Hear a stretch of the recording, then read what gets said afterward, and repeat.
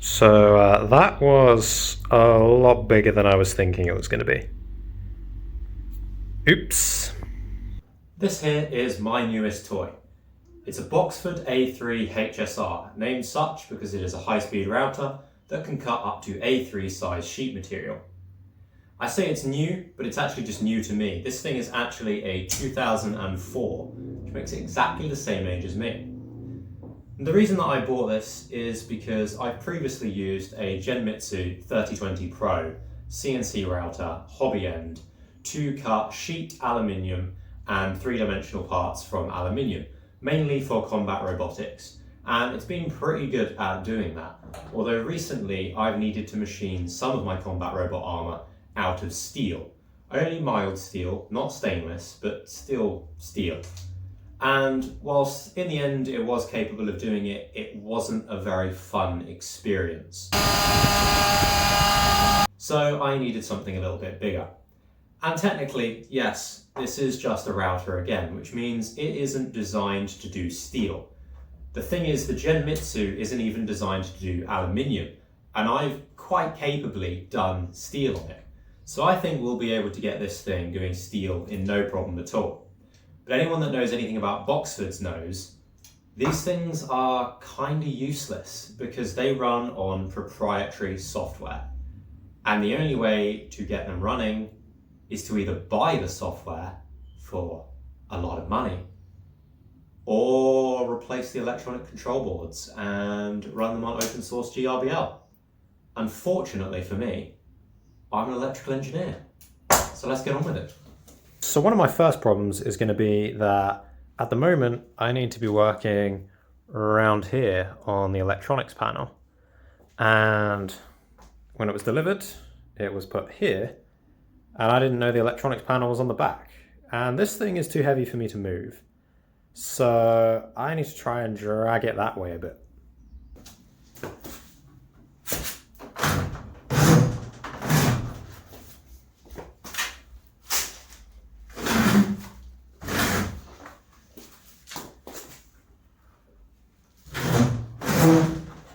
I can't work out how this fits. Clearly it goes on there, but it just spins. And the yellow piece does some kind of locking, and there's some strange holes in there. And I'm not a mechanical engineer, so watch me struggle to do mechanical things. Out of interest, I plugged the thing in anyway, and it appears that whilst I can't seem to connect the on switch, it's already on, so that's helpful. Which means I should, if I open that to give you a better view, I should be able to use these buttons here to at least make it move for now, so that I can validate everything's working. So let's give that a try. Rules, because I have no idea what the thing's going to do. One would assume the up button is going to make it go up. Or not, apparently. Ah, the door's open. So it has an interlock down here that won't make it move unless the door's open. Although that still didn't solve the problem. I'm gonna piss around with buttons for a bit. Okay, a little bit more digging, and I've discovered that the problem, I think, was the interlock. It wasn't engaging properly, so I've shoved something in there at the moment so it thinks the door is shut properly. Which also means we can do it with the door open so you can see better. From there, hit the emergency stop, undo the emergency stop. I don't know if that's important or it's just good practice to make sure it's not on. Push and hold this button until you hear a click like that, which is a relay engaging. Make sure that the hand icon is on. Make sure that the white and the green button is pressed, and then it moves. It's beautiful, and you can adjust the speed with this. There's so much power in that thing. It's crazy. So I know it works. That's quite a big thing. So the next step is, I guess, to get the back panel off and see what we're dealing with. I just accidentally found the button to turn the spindle on and absolutely scared myself. This turns it on, this turns it off, and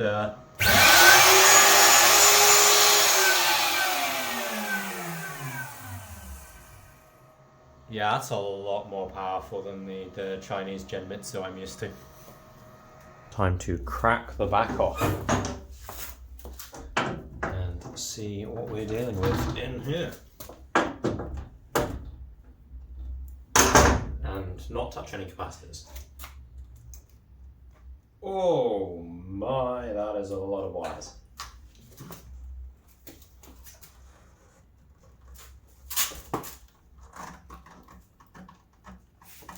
Trying to crush my leg. However, I absolutely love that. That is so great. Let me just check you can see this. It all pulls out in the lid. And you can just get to it. It's lovely. I wish more things were like this. So I'm gonna have a dig around and see what I can find here, but it looks to be all nice and laid out, so this should actually be, hopefully, quite easy. Fingers crossed. It's been a couple of weeks. If I sound completely out of energy, that's because I'm ill at the moment, but I've got a pretty good understanding now on how everything inside here works. So starting off at this end over here, this is our main power transformer and our big capacitor for our 24 volts. This here is the light controller for the light that's inside it. This circuitry here deals with the front interface, all of the buttons. This huge board here is our control system that deals with converting all the G-code to the actual requirements.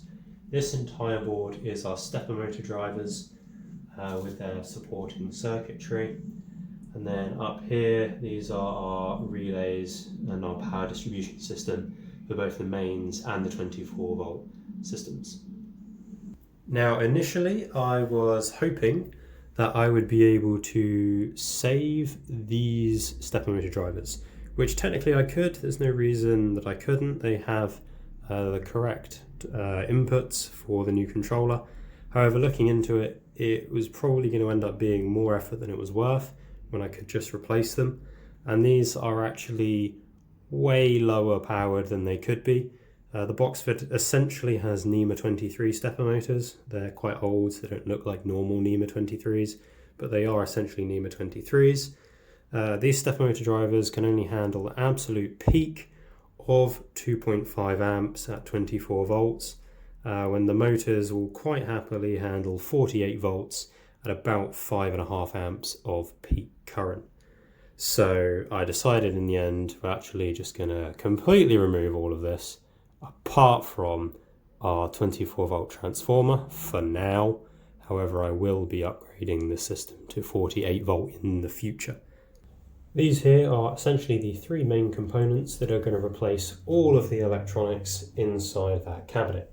The main thing here being our control board, which is absolutely tiny compared to the original, yet it is so much more capable.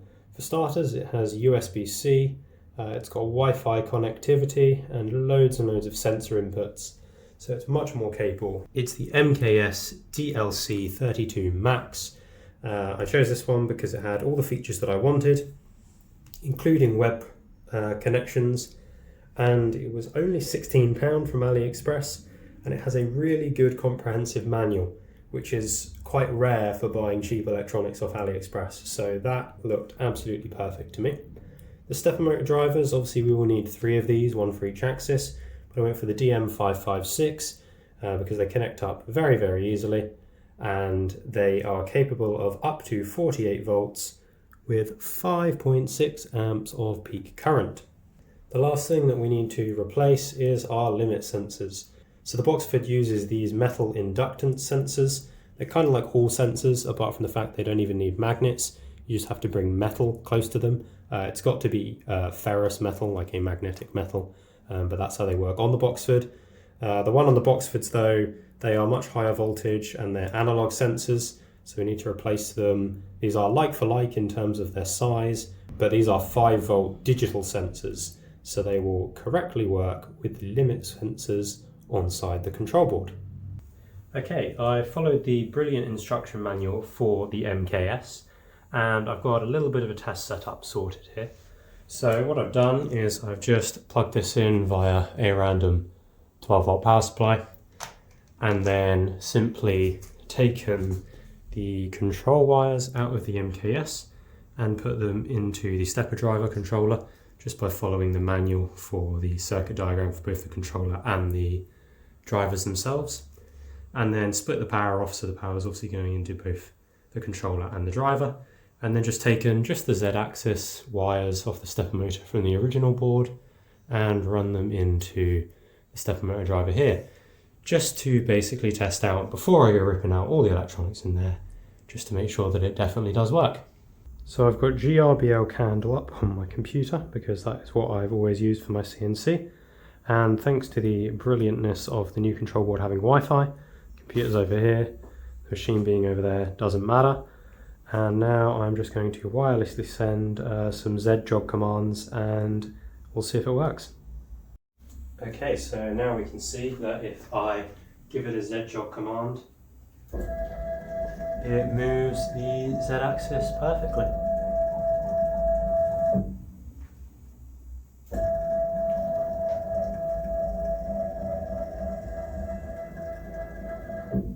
And I think one of the crazy things is if we just compare it quickly to how noisy it was before, compared to how lovely and quiet it is now, that is one of the main advantages, one of the main advantages of upgrading these controllers. And this is at the moment only running on 12 volt, so obviously it will be running on 24 volt when we wire it in properly. And in the long run, I do have a plan to up it to 48 volt, just so we can really crank some speed out of this thing. So now that I know the electronics will definitely work, the next stage is to start carefully ripping all of the old electronics out. Well, fast forward quite a bit and all the old stuff has been removed, as you can see, and all the new stuff is now in. I thought that I'd film it all once it's in and explain how it all works rather than trying to film it as I go, as I was still learning and working out what does what as I was building it. Whereas now I've got a pretty good understanding of exactly how all of this works together. So first of all, we have an input change. I did originally say that I was going to keep the original 24 volt transformer and move to 48 volt later. However, as I was taking it apart, I was kind of getting less and less comfortable using that old transformer. It was only actually rated for 250 watts, which was fine with the original power requirements, but not with what I'm pushing through it. So instead, I've now got this huge 48 volt power supply capable of 31 amps. So it's about a 1500 watt power supply. So all in all, this entire machine is going to be pushing quite close to what you can pull out of a UK mains plug, because this is 1.5 kilowatt. It'll probably never really reach that, but it could if you were using all three motors simultaneously on max power, max speed. And the spindle alone is another 1 kilowatt. By the time you add some various peripherals that are here, you're probably looking at close to 3 kilowatt, which is what you can pull from a mains plug. But to start in then, our power comes in here. What I've done is wired it into the power switch like it always was, and then unlike how it was originally, I've then wired the live all the way back to the e-stop switch. So now the e-stop switch is like a secondary power switch. I checked the ratings on it and it was perfectly capable of doing 3 kilowatt at mains voltage. So that's what I've done, and then our neutral just comes up here. So our power distribution board area has been completely redone. I found these much nicer, more modern terminal blocks. So we've got our earth along with our earth block over here, our live, our neutral for mains voltage. So that splits off. One obviously goes to the spindle, one goes to this power supply, and one goes to our 24 volt power supply. We have a little 24 volt power supply just to power the MKS control board because it can't run on 48, and also some LED lighting that I'm going to put in here in the future. We got our ground terminals here where all of our ground for our DC voltage comes, and then our 24 volt and our 48 volt lines. So we'll start with the lower voltage. So 24 volt, powers in, it then comes down into our breakout area here, where we then tap off some power, and we've got 24 volt coming into the MKS control board here via our input, and that is just to power all of its inbuilt logic. 24 volt also goes to this, which I will talk about in a bit. So the MKS control board, I've done proper connectors on all of it for our stepper drivers, so they come out and go to our stepper drivers. Our stepper drivers are powered from the huge 48 volt power supply. These, if they look slightly different to how they did earlier, it's because they are different. They're no longer the DM556. I've forgotten what they are. They are now the DM860Hs. The reason is because when I was testing out with 48 volt with the DM556s, they're only rated for 50 volt, and some weird back EMF thing was happening when I tried increasing the current, and they just kept brownouting. So I put these much bigger things in. These are rated for well over 100 volt DC, and they can also pump a little bit more current through, which I'm experimenting with because the motors are still staying really cold and I haven't even put heat sinks on them yet. So these are going to give us much more overhead for pushing power up in the future, and they just seem to be a lot more reliable, to be honest. They've also got built-in cooling fans, so doing it vertically, the fins are going this way, so when this is up, all the heat is going to get dissipated very nicely. The stepper motor wires then come into the outputs. I haven't even bothered cutting these shorter, I've just left the excess inside there. I didn't really see any reason to. It worked as it was, might as well just leave it. This is something that didn't exist originally. It's related to this piece as well. The original Boxford had just an on-off relay to control the spindle. The spindle was either 23,000 RPM or 0 RPM, which is not really what I want in a modern machine. I'm not absolutely loving this setup. I will change it, but for now it works perfectly fine. So I'll explain how it works. We take the spindle output off the MKS, which outputs 24 volt PWM. The reason it's 24 volt is because we're powering it with 24 volt. So it takes the PWM signal, and then it sends it into this little module here. This module is powered by 24 volt DC, and the input is our PWM signal. It then converts our 0 to 100% duty cycle PWM into an analog voltage of 0 to 10 volts. That comes down these wires and goes into this, which is basically a phase chopper. So it's basically like a dimmer light switch. It's controlled by a voltage signal. So what that means is that with the output on here connected to the spindle, just by breaking the live wire, we can use our PWM signal converted to 0 to 10 volts into a phase chopper to vary the RPM of our spindle. The reason I'm not loving it is because it's really not very accurate at changing the RPM to the RPM it says. It varies it does vary it very well, but you know, if you say like 5,000 RPM, the thing's barely spinning, so it's definitely not 5,000 RPM. And it seems to hit sort of the max 23,000 RPM once you've told it to go above like 16. So it's not wonderful in that sense, but I was contemplating replacing the spindle at a later date to a variable frequency drive spindle. But for me, for now, that is way down the road. This is perfectly acceptable for now. The other thing that we've got here, which I think is the last thing, is our limit sensors. So they're plugged in down here, and I will show you how I installed them over there on the machine. At this end of the router, the limit sensors are here. I had to drill this hole a little bit bigger and actually ended up snapping a 9mm cobalt drill bit, which is pretty impressive, simply because the sensors that I bought were slightly longer than the originals, and in order to get the clearance behind this motor, this sensor had to go in at a bit of an angle, which it all still works perfectly fine. I just had to drill the hole out a bit bigger to be able to do that. The other sensor hides under there, so that's just buried in there perfectly fine.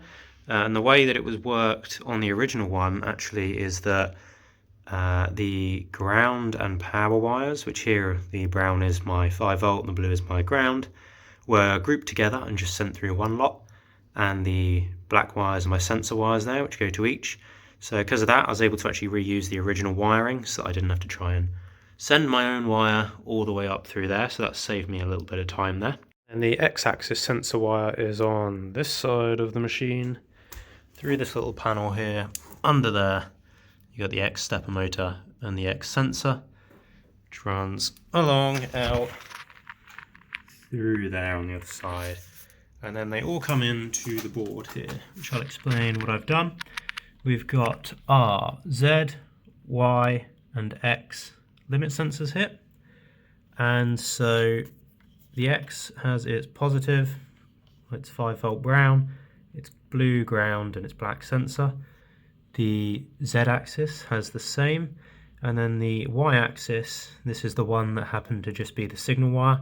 It's fine just being the signal wire because it gets its power and ground from this one here at the other end. So that's how the limit sensors work. And that just leaves the software. So I actually decided to put FluidNC onto the MKS board rather than the original stuff, just for a few little reasons that FluidNC has a little bit more functionality.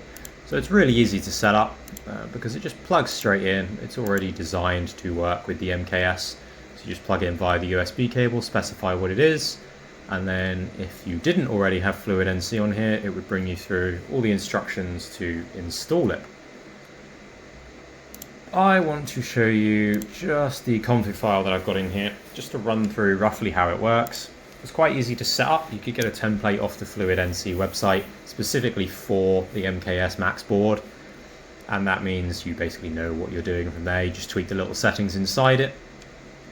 So the main things that I just want to cover are in the X-axis, Y-axis, Z-axis motor blocks. So the first one is steps per millimeter. So this is how many steps your stepper motor has to rotate to get 1 millimeter of movement on your axis. So for me, that's 320 millimeters. Now it depends on what micro stepping setting you have the stepper drivers set to. It also depends on the pitch of the lead screw, but roughly the way you calibrate it is you mark the lead screw so you know that it's a exact point. Rotate it 1, 2, 5, 10 times, doesn't matter, and then see how much it has moved the axes. So if you do one rotation and it's moved the axes by 5 millimeters, which was my case, you know the lead screw is a 5 millimeter pitch lead screw, which means one rotation of the motor produces 5 millimeters of movement. Then you can get online calculators or just ChatGPT, tell it what micro step setting you're using, tell it the pitch of your lead screw, and it will spit out this number. We can calibrate it a little bit further in the future, but for now, no real reason to. Another one is the max rate here, so that sets the speed in millimeters per minute that the axes can move. I've set it to 5,000 because that's a more than adequate number. It's already 5 times what my old one could do, so that's fine for me. But when I was experimenting around with it, I did have this as high as 20,000 millimeters a minute, which was kind of insane, but really cool to watch. But unnecessary, so 5,000 is fine. Acceleration is just, well, it's acceleration. I've set it to 500. It seems to be a pretty good number. The motors don't stall out or cog, so that's fine for me. One of the most important things here is your max travel. So obviously you only have one limit sensor on the Boxford for each axis. Now for me, that is when the head is in the top right corner. That's on all of its sensors. So if you were to move the head towards the bottom left corner or the front left corner, that would mean that it would have no sensor at the end. So it would just keep moving until it would crash the spindle off the end of the rails or into the wall and make horrible noises, potentially bend your lead screw. Bad news. So the max travel here is basically a soft limit. So it literally tells it you can only move 575 millimeters left on the X-axis. And when it gets to that point, it just stops the motors and it will not go any further. So that's a couple of millimeters shy of what it could actually do. So if it's going really fast and it misses a couple of steps, it's still not going to hit the end. The homing cycle, you see here that this has a cycle of 2. The Z-axis has a cycle of 1. So what that means is when you home, what order is it going to do the motors in? So 1 for the Z-axis, so when you home it, the Z-axis goes up, and then X and Y are on 2, so after it's gone up, it then moves horizontally. That ensures that the spindle is going to clear any parts that you have on there. Inside that, you just have your feed and your seek speeds. So this basically means when you've homed it, it's only going to move at 1,000 millimeters a minute, just to make sure it's not going to go really fast and then miss the sensor and then slam into itself. And then the feed is, after it's hit the sensor the first time, it will back off at 50 millimeters a minute and then back onto the sensor at 50 millimeters a minute, just to make sure it's really accurate. The pull-off distance is just how far off that sensor it pulls off. Play around with it, but 1 millimeter for me is fine. And then the same is basically the case for the Y-axis and also the Z-axis. It's the same for all of them. You can then set up extra pins for the door, which I haven't set up yet, and reset pins, which I'm not using because I just have my e-stop set to kill power. Also your coolant pins, which is something I'm going to add in the future, but don't have yet. The probe pin, again, something I will add in the future, don't have yet. And then last of all, we have our PWM for our spindle. And that's pretty much all the software is. And then from there, you basically just go into the terminal, reboot it once you've done all your settings, and then you're good to come into GRBL Candle or whatever software you like to use, and in theory, start sending stuff to it. So I've got a little test file that I'm just going to show you now. And I've got it all plugged in and set up. I've got a little just test G code that I literally just got ChatGPT to generate with a bunch of toolpaths at its max speed, max acceleration, and then we can send it to the Boxford and just see how it copes with it.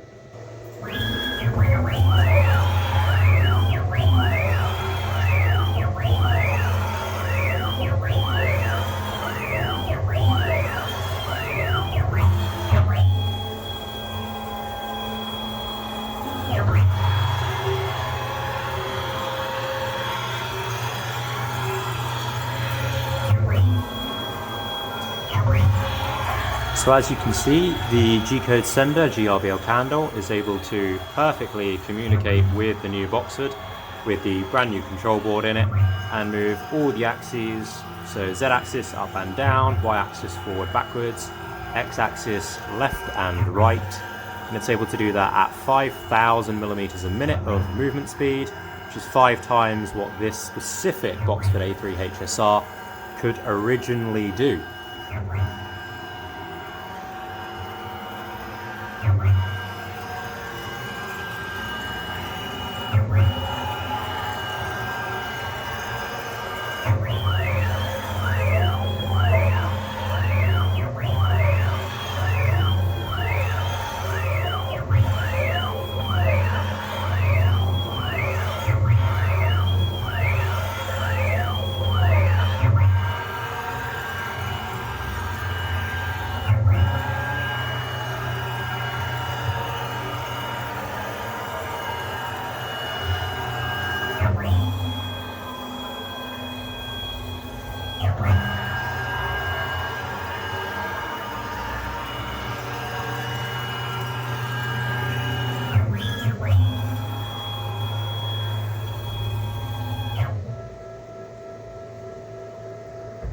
And we can see that it puts itself back in the top right corner when it's done.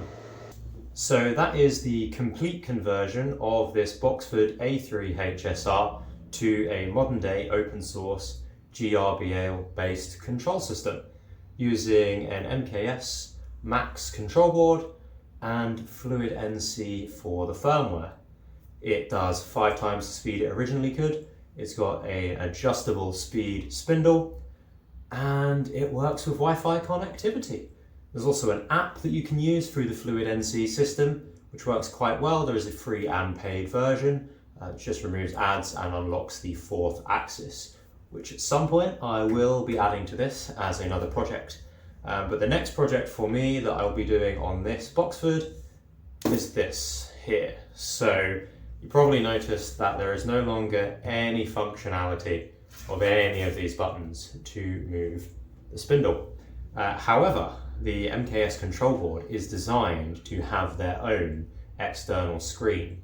So I have a plan to basically trick the MKS control board into thinking that the button inputs on this here are actually its own screen to be able to still control the axes using these buttons. And the reason you might want to do that is, for me, during the setup phase, when I want to actually make sure that my spindle head is at the right part on the part to actually start cutting, you could go over to the computer and then move it and then come back and then see whether it fits and then move to the computer and keep doing that over and over again. But it'd be far more convenient if I could just sit here and tap these buttons, repurpose this speed indicator to actually be a step indicator, so something like 0.1, 1, 10 millimeters, like that. And then obviously move your axes with these buttons. These buttons here, some of them have functionality, so that originally would mean that if that wasn't pressed, nothing on here would work. But all of these are buttons, these blank ones, but they never had a purpose. So I'm thinking as well, I can repurpose them to have like a homing button, and to also have a light button to put the internal LED lights on, and just things like that, things that can be added in the future. So that is going to be the next project. But for now, that is how I converted this Boxford to GRBL.